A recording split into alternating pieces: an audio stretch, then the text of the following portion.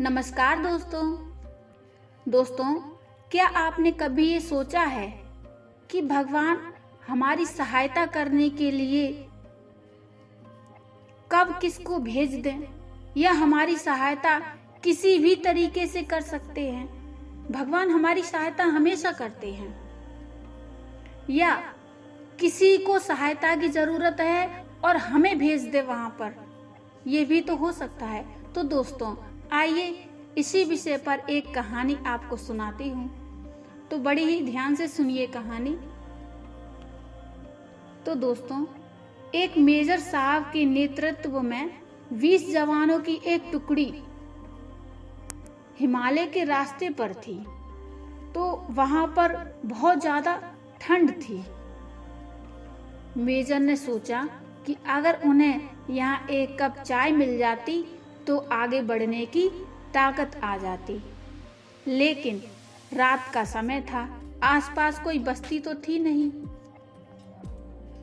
लगभग 1 घंटे की चढ़ाई के पश्चात उन्हें एक जर्जर चाय की दुकान दिखाई दी, लेकिन अफसोस उस पर ताला लगा हुआ था। भूख और थकान की तीव्रता के चलते जवानों के आग्रह पर मेजर साहब दुकान का ताला तोड़वाने को राजी हो गए। ताला तोड़ा गया तो अंदर उन्हें चाय बनाने का सभी सामान मिल गया। जवानों ने चाय बनाई और वहां रखे बिस्कुट आदि खाकर खुद को राहत दी। थकान से उबरने के पश्चात सभी आगे बढ़ने की तैयारी करने लगे, लेकिन मेजर साहब को यूं चोरी की तरह दुकान का ताला तोड़ने के कारण आत्मग्लानि होने लगी। उन्हें अंदर से अच्छा नहीं लग रहा था। उन्होंने अपने पर्स में से 2000 का नोट निकाला और चीनी के डिब्बे के नीचे दबाकर रख दिया और दुकान का शटर ठीक से बंद करवाकर आगे बढ़ गए। 4 महीने की समाप्ति पर इस टुकड़ी के सभी 20 जवान सकुशल अपने मेजर के नेतृत्व में उसी रास्ते से वापस आ रहे थे। रास्ते में उसी चाय की दुकान को खुला देखकर वहां सभी विश्राम करने के लिए रुक गए। उस दुकान का मालिक एक बूढ़ा चाय वाला था।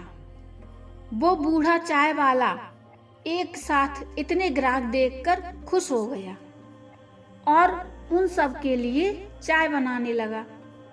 चाय की चुस्कियों और बिस्कुटों के बीच मेजर साहब चाय वाले से उसके जीवन के अनुभव पूछने लगे, खास तौर पर इतने भीड़ में दुकान चलाने के बारे में। वो बुजुर्ग व्यक्ति उन्हें कई कहानियां सुनाने लगा और साथ ही भगवान का आभार भी प्रकट करता जा रहा था। तभी एक जवान बोला, बाबा, आप भगवान को इतना मानते हो, अगर भगवान सच में होता तो फिर उसने तुम्हें इतने बुरे हाल में क्यों रखा हुआ है? तो बाबा ने कहा कि नहीं साहब, भगवान के बारे में ऐसा नहीं कहते। भगवान तो है और सचमुच है, मैंने देखा है। और उसने एक ऐसी बात कह दी जिसे सुनकर सारे जवान उसकी ओर बड़े आश्चर्य से देखते रह गए। बाबा ने कहा कि साहब, मैं बहुत मुसीबत में था। एक दिन मेरे इकलौते बेटे को आतंकवादियों ने पकड़ लिया था। उन्होंने उसे बहुत मारा पीटा, लेकिन उसके पास कोई जानकारी थी ही नहीं, इसलिए उन्होंने उसे मार पीट कर छोड़ दिया। मैं दुकान बंद करके उसे हॉस्पिटल ले गया। मैं बहुत तंगी में था और आतंकवादियों के डर से मुझे किसी ने एक पैसा भी उधार नहीं दिया। मेरे पास दवाइयों के लिए पैसे नहीं थे और मुझे कोई उम्मीद भी नजर नहीं आ रही थी। उस रात मैं बहुत रोया और मैंने भगवान से प्रार्थना की और मदद मांगी।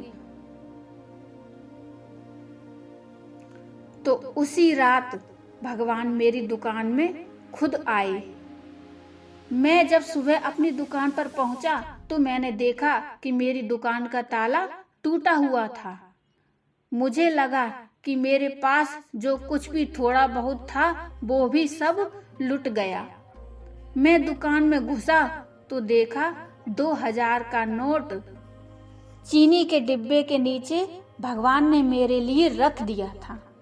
साहब, आप ही बताइए, उस दिन 2000 के नोट की कीमत मेरे लिए क्या थी? शायद मैं बयान नहीं कर पाऊं, लेकिन मैं ये जानता हूं, भगवान है। भगवान जरूर है। बुजुर्ग ये कहता और बड़बड़ाता रहा कि भगवान है, भगवान है। भगवान के होने का आत्मविश्वास उसकी आंखों में साफ चमक रहा था।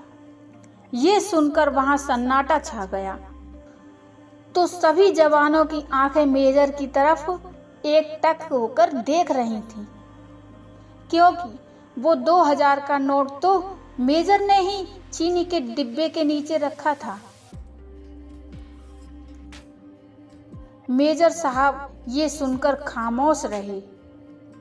मेजर साहब उठे और चाय का बिल जमा किया और बूढ़े चाय वाले को गले लगाते हुए बोले, हाँ बाबा, मैं जानता हूँ भगवान है और तुम्हारी चाय भी बड़ी शानदार थी।